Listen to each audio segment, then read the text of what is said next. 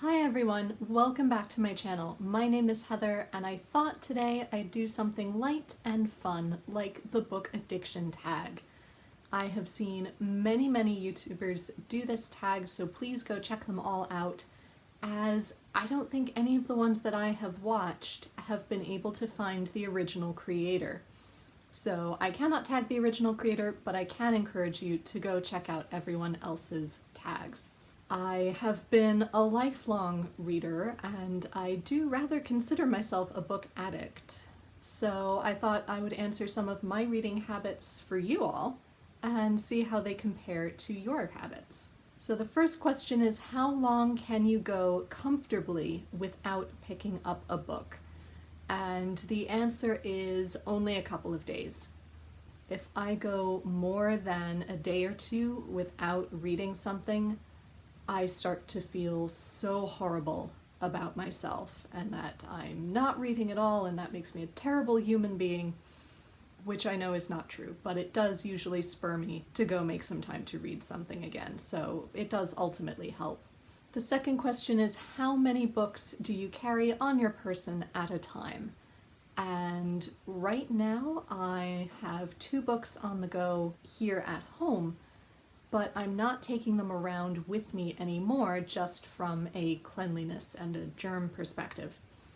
In non-pandemic situations, however, I always have at least 1 book on me at all times. Whether I have more than one depends on how long I'm going to be away and how much I have left of my current read. But I always subscribe to the Rory Gilmore School of Packing, which is always bring a book with you, just in case. If I'm stuck in a waiting room, or if I'm traveling somewhere, or if I'm covering a study hall and the students have to read for 20 minutes, I can whip out my book as well and read with them. Question number 3 is, do you keep every book you receive, or are you happy to pass them along to make room for new ones?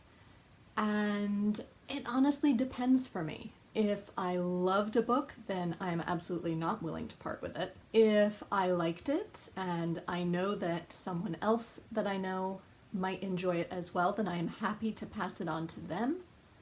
And if I did not enjoy it at all, I am more than happy to donate it to my library book sale so that maybe it can find someone else who will like it more than I did. Question number 4 is, how long on average would you spend in a bookstore?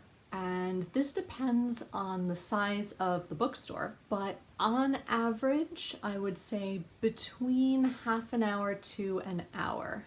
Most of the bookstores that I frequently visit, I know where the sections are, where my favorite books might be kept in my favorite genres, so I will beeline for those sections, which does cut down on browsing time a little bit, but I still want to explore those sections very thoroughly to see if there's something new that I might want to take home with me. The next question is, how much time per day do you typically spend reading? And again, this is dependent on a lot of different factors. It depends on whether it's a work day or a weekend. It depends what other engagements I have going on that day. But these days, I would say I spend at least an hour or so reading, most days. The next question is, where on your to-do list does picking up a book fall? And I actually do put reading on my to-do lists, so this is a perfect question. But it does fall rather far down the list simply because I prioritize getting work done and any other exercise or cleaning first. But once I know I've gotten those out of the way, I know whatever time I have left can be used for reading. Question number 7 is, how many books do you reckon you own in total, including ebooks? That part is quite easy because I don't actually own any ebooks. I'm just not a fan, they don't appeal to me. So I just checked Goodreads, and according to the books I own tag that I made on Goodreads, I own 581 books, not counting my physical TBR. But that does include some of my children's books and some of my books from university. Question number 8 is, how often do you bring up books in a conversation? And I would say at least once per conversation. I am very lucky to have very bookish friends, so nobody minds when I do this, and it usually comes up as a mutual topic of conversation. But yes, at least once per conversation, if not more. Question number 9 is, what is the biggest book you have ever read in terms of page count? And I have just finished rifling through my shelves to find the biggest books that I have ever read. Some surprised me and some did not.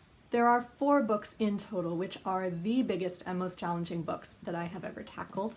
The first is Anna Karenina by Leo Tolstoy. This edition clocks in at 817 pages. The next is A Dance with Dragons by George R.R. Martin, clocking in at 959 pages. The next is The Pillars of the Earth by Ken Follett, clocking in at 973 pages. But by far the biggest book I have ever tackled is War and Peace by Leo Tolstoy, this edition clocking in at 1,358 pages. The next question asks, is there a book that you had to get your hands on against all odds, including searching bookstores, online stores, stalking the author?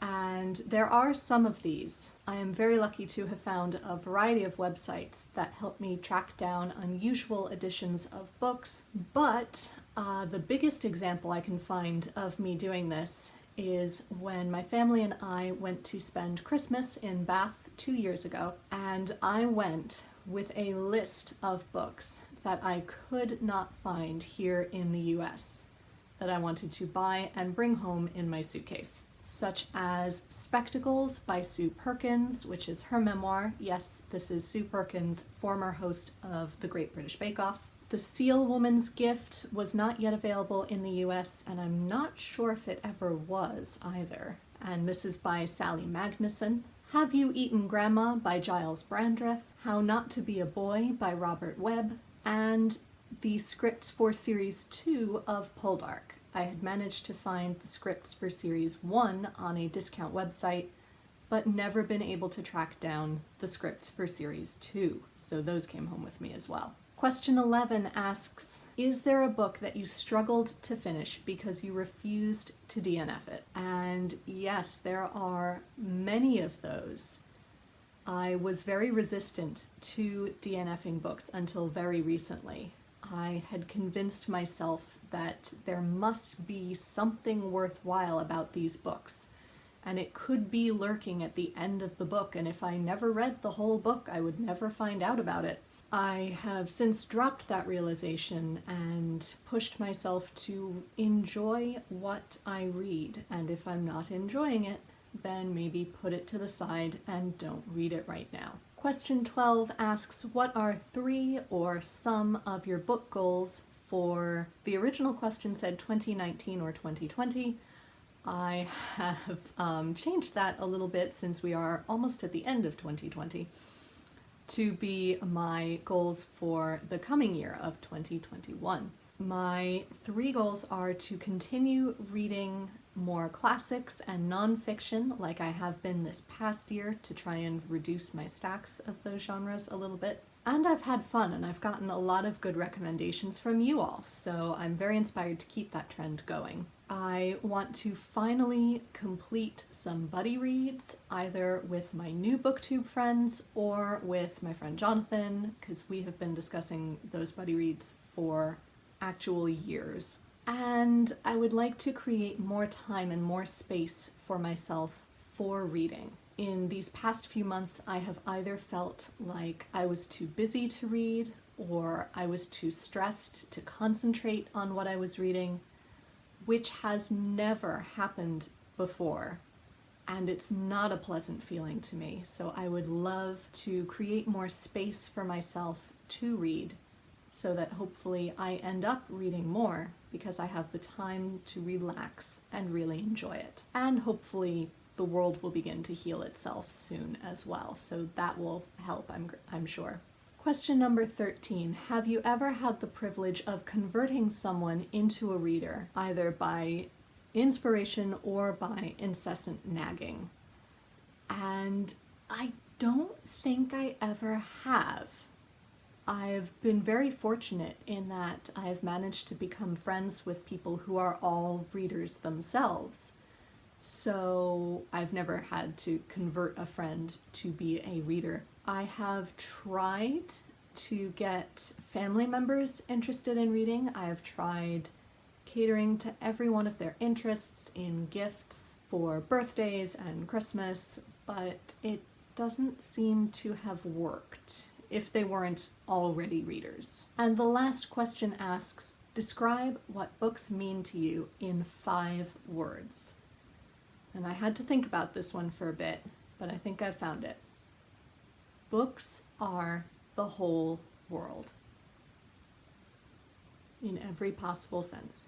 So that is it. Those are the questions. I do not tag anyone in particular, but if you are also a book addict and inspired to do this tag, please do it. It's a lot of fun and it really helps you examine your own reading habits. And please, if you do decide to do this tag, leave a link down below so I can watch your habits. And let me know, do my habits stack up to yours? Are they different? Are they similar? Chat with me below. I always love chatting with you all. And until next time, be safe, be well, and happy reading. Bye everyone.